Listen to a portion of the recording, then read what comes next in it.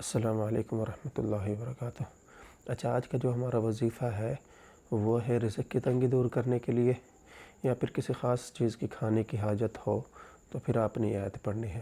اور آیت پڑھنے کا طریقہ یہ ہے کہ 7 مرتبہ آپ نے یہ آیت پڑھنی ہے جو میں آپ کو بتانے جا رہا ہوں، اور پھر آسمان کی طرف آپ نے پھونک مار دینی ہے۔ اور اسی وظیفہ کی شرط یہ بھی ہے کہ حاجت پوری ہونے کے بعد آپ نے اللہ کا شکر بھی ادا کرنا ہے۔ آیت دیکھ لیں۔ ربنا انزل علینا مائدۃ من السماء تکون لنا عیدا لاولنا وآخرنا وآیۃ منک وارزقنا وانت خیر الرازقین۔ سپارہ نمبر 7 ہے، سورۃ المائدہ کی 114 نمبر آیت ہے۔ ٹھیک ہے، تو میں آپ کو بتاتا رہتا ہوں ہر ویڈیو میں کہ یقین کس پر رکھنا ہے؟ اللہ پر۔ یقین کے ساتھ پڑھیں، انشاءاللہ آپ کی رزق کی تنگی بھی دور ہوگی اور آپ کی حاجت بھی پوری ہوگی۔